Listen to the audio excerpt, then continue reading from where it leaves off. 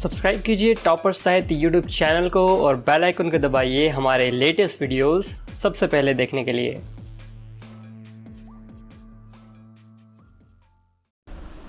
नमस्कार दोस्तों, मैं प्रदीप भारद्वाज टॉपर साहित्य चैनल पर आप सभी का स्वागत करता हूं। सभी को नमस्ते, सभी को राम राम। और नोटबुक और पेन साथ में रखेंगे। कोई भी मॉक टेस्ट सीरीज होगी ताकि आपका टाइम कम लगे और ज़्यादा आप सीखें। और जो भी ये सीरीज होगी या आगे जो भी भविष्य में सीरीज आएगी उसमें आपको काफ़ी कुछ एक्स्ट्रा मिलेगा, इसीलिए नोटबुक और पेन साथ लेकर ही आए। तो आपका टाइम वेस्ट ना करते हुए चलते हैं पहले क्वेश्चन की ओर। पहला क्वेश्चन आपके सामने आ चुका है, देखिए इधर। पहला क्वेश्चन है, the grand popular speech of Hindustan Grierson ने किस शैली को कहा है? भाई ऑप्शन नंबर ए दरबारी शैली, ऑप्शन नंबर बी हिंदवी शैली, ऑप्शन नंबर सी फारसी शैली, ऑप्शन नंबर डी हिंदुस्तानी शैली, या फिर सभी। तो यहां पर देखते हैं आपका राइट आंसर क्या होने वाला है। पहले तो मैं आपको बता दूं, ये क्वेश्चन आप पहली बार देख रहे हैं और आप कहेंगे सर ये क्वेश्चन आया कहां से, अपने आप से पूछिए। और यहां पर जिस तरीके से आप यहां पर तुक्का मार के आंसर दे रहे हैं, किसी सभी का अलग अलग जा रहा है, तो देखते हैं अब सही आंसर किसका होगा। फटाफट आंसर को टैली कर लें एक बार। देखिए इसका सही आंसर होगा ऑप्शन नंबर ए, जिसने किया। वेरी गुड, बड़ी खुशी मिल रही है। तो ए जो है वो क्या है? गलत। बी की बात की जाए वो क्या है? गलत। अच्छा सी होगा इसका। वेरी गुड, जिसका सी था वो क्या था? बिल्कुल गलत। तो देखिए ग्रियर्सन ने क्या किया था? The grand popular speech of Hindustan किस शैली को कहा था? हिंदुस्तान शैली को कहा था। लेकिन प्यारे बच्चों, अब क्वेश्चन ये माइंड में आता है कि ये शैली कहां से निकल कर आई। देखिए यहां पर एक चीज को मैं आपको बता दूं, खड़ी बोली की 3 शैलियों का वर्णन किसने किया है? ग्रियर्सन भाई साहब ने किया है। किसने किया है? ग्रियर्सन भाई साहब ने। इन्होंने क्या किया, यहां पर थोड़ा ध्यान देना है। पहला ऑप्शन आपके सामने है दरबारी शैली। देखिए दरबारी शैली को ही फारसी शैली कहा जाता है, इसे आप नोट डाउन कर लें। देखिए जो दरबारी शैली उसको क्या कहा जाता है? दरबारी शैली को ही क्या कहा जाता है? फारसी शैली। और फारसी शैली का दूसरा नाम क्या है? दरबारी शैली। उसके बाद आप सामने देख पा रहे हैं हिंदवी शैली अपने आप में क्या एक शैली है। और तीसरी शैली यहां पर हिंदुस्तानी शैली आपको दिखाई दे रही है। तो खड़ी बोली की 3 शैलियों का वर्णन किया गया है। एक और क्वेश्चन इसके साथ आपने सीख लिया। दूसरा, फारसी शैली का दूसरा नाम क्या है? दरबारी शैली। लगे हाथों खड़ी बोली को थोड़ा सा और जान लेते हैं। हिंदी भाषा का मानक रूप क्या है? खड़ी बोली। कई बार एग्जाम में पूछा गया है और बच्चे कंफ्यूज हो जाते हैं, तो थोड़ा सा यहां पर आप ध्यान देंगे। हिंदी भाषा का मानक रूप क्या है? खड़ी बोली। ओके, आई होप सभी ने लिख लिया होगा। थोड़ी सी स्पीड आप ज्यादा रखेंगे ताकि कम टाइम में ज्यादा मैं आपको बताऊं। सब कुछ राज छुपा होगा प्रदीप सर की एक्सप्लेनेशन में। ओके, एक्सप्लेनेशन हर एक चीज को टुकड़ों में पढ़ेंगे और टुकड़े बनकर क्या हो जाएंगे? ताजमहल बना देंगे। और ताजमहल बनाना है हमें, अपने सपने को पूरा करना है। अब चलते हैं अगले क्वेश्चन की ओर। अगला क्वेश्चन आपके सामने, संसार की भाषाओं के वर्गीकरण के प्रकार हैं। बताइए जी कितने हैं? Option number A 3, option number B 4, option number C 6, option number D 2। तो राइट आंसर क्या होगा प्यारे बच्चों? फटाफट कमेंट कर दें। और यहां पर कुछ बच्चे कंफ्यूज हो चुके हैं, लेकिन अब देखते हैं किसका राइट आंसर सही होता है। अब फटाफट आंसर को टैली कर लें आप एक बार, क्योंकि कम टाइम में ज्यादा आपको जो बताना है। देखिए यहां पर संसार की भाषाओं का वर्गीकरण, ये टॉपिक मैं पहले करवा चुका हूं ट्रिकी हिंदी सीरीज में। वहां पर आप देखेंगे काफी कुछ गागर में सागर भर रखा है, उसको वॉच कर लें अगर नहीं देखिए तो। अब यहां पर आंसर को टैली कर लें। जिसका भी option number B, very good, मुझे पता था आप क्या कहोगे, सही। गलत है। और जिसका ऑप्शन नंबर सी है वो क्या है? गलत। और जिसका ऑप्शन नंबर ए है, यही उम्मीद थी मुझे आपसे कि आप ए पर जाएंगे, ये भी गलत। तो इसका आंसर क्या होगा? डी, ऑप्शन नंबर डी जिसने चूज किया है 2। अब क्वेश्चन ये आएगा दिमाग में कि संसार की भाषाओं का वर्गीकरण 2 प्रकार से जो किया गया है, किस किस नाम से है? तो ध्यान से सुन लो दोस्तों, कुछ चीजें क्लियर करनी चाहिए, रटना नहीं, समझना है। थोड़ा पढ़ो लेकिन अच्छा पढ़ो। तो देखिए पारिवारिक वर्गीकरण और आकृति मूलक। संसार की जितनी भी भाषाएं हैं उनका वर्गीकरण 2 प्रकार से किया गया है। कौन कौन से? पारिवारिक वर्गीकरण और आकृति मूलक वर्गीकरण। इसे भी याद रखेंगे, लिख लिया होगा उम्मीद है। अब चलते हैं अगले क्वेश्चन की ओर। अगला क्वेश्चन, ऐतिहासिक, वंशात्मक या कलात्मक और वंशानुक्रमिक भाषा वर्गीकरण किसके नाम है?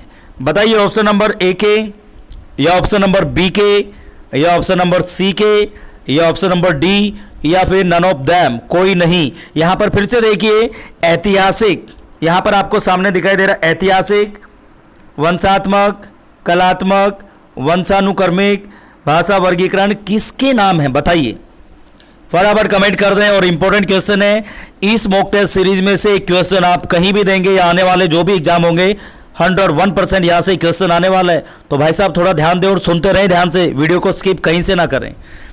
तो बताइए पहला भाई मीन्स इसका आंसर क्या होगा।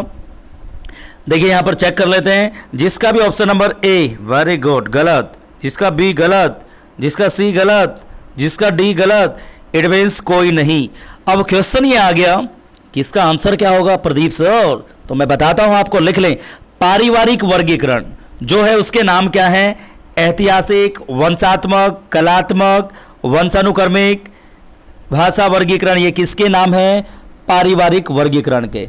अब थोड़ी देर पहले मैंने आपको एक चीज बताई थी, संसार की जितनी भी भाषाएं उसका वर्गीकरण दो प्रकार से किया गया है, आकृतिमूलक और पारिवारिक वर्गीकरण। अब यहां पर एक चीज आप देखेंगे, यहां पर जो जो ए बी सी और डी जो आंसर मैंने गलत बताए वो किसके नाम है, आकृतिमूलक वर्गीकरण के नाम है। एक ही क्वेश्चन में आपको 3-4 तरह के क्वेश्चन मैंने आपको बता दिए। और एक्सप्लेनेशन अगर अच्छी लग रही है तो बीच में ही कमेंट कर दें, क्या आप इसी तरह के क्वेश्चन चाहते हो जिसमें हर एक ऑप्शन का हम पोस्टमार्टम करें और आपकी नॉलेज बढ़े। देखिए मैं डायरेक्ट उत्तर बताऊं तो आपको कुछ नहीं मिलने वाला, लेकिन जब मैं एक एक चीज को आपको खोलकर बता रहा हूं, टुकड़ों में करके बता रहा हूं, तो इससे आपका सतर बढ़ेगा, आपकी नॉलेज बढ़ेगी, आपका ज्ञान बढ़ेगा। सहमत है तो यस करिए, फिर आगे चलते हैं अगले क्वेश्चन को। और फटाफट यस करिए, एक्सप्लेनेशन से फायदा मिलेगा। एक नोटबुक बना ले टॉपर साहित्य के नाम से। अब चलते हैं अगले क्वेश्चन की ओर। जिन्होंने भी यस लिखा उनको दिल से धन्यवाद, थैंक्स अ लॉट। विश्व की भाषाओं का आकृतिमूलक वर्गीकरण सर्वप्रथम किसने किया बताइए भाई साहब। मैक्स मुलर ने, ग्रियर्सन ने, या फिर गार्डिनर ने, या क्रोचे ने, या फिर कोई नहीं। देखते इसका आंसर कौन सबसे पहले देता। और यहां पर भी लिटिल बिट कंफ्यूज हो चुके हैं बच्चे। वेरी गुड, उम्मीद थी आपसे, पढ़ा करो थोड़ा, किसी भी चीज को हल्के से मत लें और किसी भी चीज में एक्सपर्ट बन जाओ, आपकी डिमांड बढ़ेगी। अपनी क्वालिटी, अपने गट्स, अपने टैलेंट को पहचानिए, ये टाइम फिर नहीं आएगा जिंदगी में लेना दोबारा। इसके आंसर को भी देखते हैं, आंसर तो दोबारा मैं बताऊंगा, टेंशन ना लें, लेकिन जिंदगी बार बार नहीं मिलती है। देखिए इसका आंसर जिसका भी ए है वो क्या है, गलत। बी वाला क्या था, बिल्कुल वेरी गुड गलत। सी वाला क्या था, ये भी गलत। डी वाला भी गलत। आंसर है कोई नहीं। अब क्वेश्चन फिर से खड़ा हो गया कि सर ये नहीं है तो कौन है। यहां पर मैं बताता हूं, प्रोफेसर स्लेगल, इस तरह का नाम मिलेगा, प्रोफेसर स्लेगल।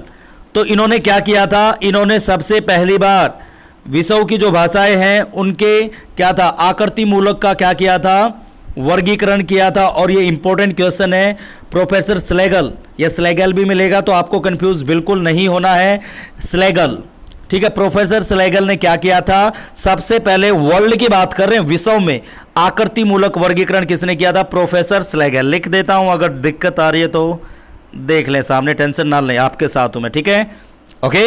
अब चलते हैं अगले क्वेश्चन की ओर। अगला क्वेश्चन देखिए, केतम वर्ग में शाखाएं हैं। अब सबसे पहले तो ये पता होना चाहिए कि ये शाखाएं, देखिए यहां पर देखेंगे आप, शाखाएं जो आप शब्द देख रहे हैं या केतम, ये भाई ये क्या फंडा है। जब तक ये फंडा क्लियर नहीं होगा आप इसका तुक्कों में आंसर दोगे, और तुक्कों में आंसर मुझे नहीं चाहिए, because it's called shoot in the dark, अंधेरे में तीर मार रहे हो आप। जब आप किसी भी चीज को समझोगे तब आप उसका उत्तर दोगे तो आपका ज्ञान भी बढ़ेगा। और ये मैं इससे जो ट्रिकी हिंदी थी उसमें वीडियोज में आपको अच्छे से समझा चुका हूं, अगर आपने देखा होगा तो इसका आंसर सही होने वाला है, अदरवाइज आपका आंसर क्या होने वाला है, गलत। अब सही आंसर एक बार चेक कर लेते हैं। देखिए भाई ऑप्शन नंबर ए होगा या बी होगा या सी होगा या डी होगा, कौन सा होगा, फटाफट कमेंट कर दें, फटाफट कमेंट कर दें, देखते हैं किसका सही होने वाला है, ए बी सी या डी। वेरी गुड, कंफ्यूज हो चुके हो, सही आंसर एक बार टैली कर लेते हैं। जिसका भी option number D, very good बच्चों, गलत। जिसका option number C, very good बेटा, वेरी गुड, ये सही है। बी गलत, ए गलत। अब यहां पर थोड़ा ध्यान से देखेंगे आप, फिर से कंफ्यूज कर दिया मैंने आप सभी को। इसका आंसर क्या होगा, ऑप्शन नंबर बी। वही मैं आपको कह रहा हूं, थोड़ा पढ़े लेकिन अच्छा पढ़े, मैं कंफ्यूज कर देता हूं तो आप कंफ्यूज हो जाते हैं। अब क्वेश्चन ये खड़ा होता है ये कौन कौन से हैं। यहाँ पर ये कौन कौन से मैं अभी बताऊंगा नहीं, क्योंकि हो सकता है आगे से ही रिलेटेड कुछ क्वेश्चन हो, तो इसको देखते रहें, सब कुछ समझ में आ जाएगा, ठीक है। और यहाँ पर एक चीज मैं आपको बता सकता हूँ, देखिए यहाँ पर सतम वर्ग और केतम, यहाँ कहीं कहीं मिलेगा केतुम। सतम वर्ग में कितने हैं? 4 हैं, ये याद रखेंगे। 6 और 4 10, तो 10 शाखाएं भारतीय भाषा परिवार की। कैसे? ध्वनि के आधार पर, ध्वनि के आधार पर इनको 2 वर्गों में बांटा गया है और भारतीय परिवार की 10 शाखाएं हैं। 6 और 4 10, ये याद रखेंगे, इंपॉर्टेंट है। अब चलते हैं अगले क्वेश्चन की ओर। अगला क्वेश्चन आपके सामने है, सतम वर्ग में शामिल नहीं है। देखिए इसलिए मैं बोल नहीं रहा था, लेकिन बोल देता तो गड़बड़ हो जाती। अब मैं आपको क्लियरली बता दूंगा कि कैसे याद करना है। ग्रीक या फिर हिटाइट, तोखरी, कैल्टिक या फिर सभी। बताइए जी, जो सतम वर्ग है उसमें कौन सी जो शाखा है शामिल नहीं है? फटाफट बता दें। ये शाखाएं हैं 6 और 4 10, अभी बताया था मैंने। यहां पर भी आप थोड़े से कंफ्यूज हो चुके हो तो सही आंसर को टैली कर लें। जिसका भी ऑप्शन नंबर ए है गलत, सी है गलत, डी गलत, बी गलत, तो इसका आंसर क्या है? सभी नहीं है। अब ये सतम वर्ग में नहीं है तो ये कौन से वर्ग की हो गई? केतुम वर्ग की। लिख लो भाई साहब, केतुम या केतम। अब समझ में आ गया। और इसके अलावा मैं पहले आपको बता चुका हूं, यहां पर जैसे आप देख रहे हो ग्रीक, तोखरी, हिटाइट, केल्टिक, इसके अलावा मैंने आपको बताया था इटालिक और जर्मानिक या ट्यूटानिक, ये भी किसके हैं? केतुम वर्ग के अंदर ही आते हैं। दूसरा जर्मानिक और ट्यूटानिक क्या है? एक के ही नाम है। तो ये टोटल हो गए 6। ये हो गए हमारे केतम वर्ग में या केतुम वर्ग में। सतम वर्ग में कितने आते हैं? 4। अब क्वेश्चन ये है, हो सकता है पहली बार इस वीडियो को वॉच कर रहे हो, तो सतम वर्ग में कौन कौन से हैं? बाल्टोस्लाविक, आर्मीनी, अल्बानी, अल्बानी का दूसरा नाम है इलीरियन, और लास्ट हमारा बचा भारत ईरानी, जिसको आर्य नाम से भी जाना जाता है। फिर से रिपीट कर देता हूं, अल्बानी, आर्मीनी, बाल्टोस्लाविक, भारत ईरानी की बात की जाए तो सतम वर्ग में कौन से आते हैं? ये आते हैं 4। ओके, अब चलते हैं अगले क्वेश्चन की ओर, और उम्मीद है कि आपको समझ में आ रहा होगा। अगला क्वेश्चन, बायोडेटा को हिंदी में कहते हैं, क्या कहते हैं? बताइए फटाफट भाई। जीवन वृत्त, या फिर ऑप्शन नंबर बी जीवनी विवरण, या ऑप्शन नंबर सी जीवन वृत्तांत, या ऑप्शन नंबर डी संवृत्त, या ऑप्शन नंबर ई सभी। मैं आपको बताऊं, बायोडेटा, रिज्यूमे, हम बार बार इन वर्ड्स को रिपीट करते रहते हैं, लेकिन थोड़ा सा इनको जानने की कोशिश किया करो, क्योंकि आजकल एक ऐसा फॉर्मेट आ चुका है, लाइसेंस को हिंदी में क्या कहते हैं बताऊंगा नहीं मैं, ऑफलाइन कमेंट करके बताना। तो सेम थिंग, ऐसे जो बेसिक जो वर्ड होते हैं उनको हिंदी में पूछ लिया जाता है। जैसे कंप्यूटर को क्या कहते हैं? संगणक। तो लाइसेंस को क्या कहते हैं? कमेंट करें फटाफट, यहाँ पर चेक करता हूँ मैं किसको पता है। ऑफलाइन भी कमेंट करेंगे, तो इस तरह के शब्द भी आपसे पूछे जा सकते हैं। तो इसका सही आंसर देखिए यहाँ पर, वेरी गुड। जिसने भी ऑप्शन नंबर बी को चूज किया है, वेरी गुड, बड़ा अच्छा बच्चा है, पढ़ने वाला बच्चा है। तो भाई साहब गलत है, वेरी गुड। जिसने ऑप्शन नंबर सी को चूज किया, गलत है। डी वाला भी गलत है, ए वाला भी गलत है। तो इट मीन्स प्यारे बच्चों, बायोडेटा को ये सभी कहते हैं, सारे के सारे ठीक है। जीवन वृत्त, जीवनी विवरण, जीवनी वृत्तांत, संवृत्त। लिख लो, कहीं मिलेगा नहीं, पहली बार क्वेश्चन देख रहे हो। ओके, वीडियो अगर अच्छी लग रही है तो प्लीज़ कमेंट कर दें एक बार, और MWF में सीरीज आपको मिलती रहेंगी ताकि अच्छी वीडियो, अच्छा कंटेंट आप तक पहुंचे। लेकिन आप दिल से सपोर्ट बिल्कुल नहीं कर रहे हो, ऑफलाइन कमेंट करने में आप बड़ी कंजूसी बरतते हो। तो फिर मैं भी सोचूंगा हफ्ते में एक वीडियो, पहले 7 दिन थी, फिर सोचा आप सपोर्ट नहीं कर रहे हो, साथ नहीं दे रहे हो तो 3 दिन, अब 3 दिन से हो सकता है हफ्ते में एक बार। और कभी कभी मूड बदला तो ठीक है, मैं भी सोचूंगा जब आपको, भाई आप मुझे मोटिवेट कर ही नहीं रहे हो तो मैं वीडियो क्यों बनाऊंगा, फिर मैं अपना पढ़ाई पर ध्यान दूंगा, यही चीज़ें किसी और के पास पहुंचाऊंगा, यूट्यूब पर आना बंद होगा। आप ऐसा चाहते हो? मेरे ख्याल से कोई नहीं चाहता होगा देखने वाला, तो थोड़ा ध्यान दें। अगला क्वेश्चन, हिंदी की आदि जननी है उर्दू, संस्कृत, फारसी, ईरानी या फिर सभी? वेरी गुड बच्चों, बिल्कुल सही आंसर जा रहा है। सही आंसर को टैली कर लें एक बार, कंफ्यूज होने वाला क्वेश्चन है क्या ये भी? इसका सही आंसर देखिए, जिसने भी किया, फारसी गलत, ईरानी गलत, उर्दू गलत, बचा क्या? संस्कृत। देखिए हिंदी की आदि जननी क्या है? संस्कृत को माना जाता है। कई बार ये एग्जाम क्वेश्चन मीन्स कई बार ये क्वेश्चन एग्जाम में आता है, लिख लें। ओके, अब चलते हैं अगले क्वेश्चन की ओर।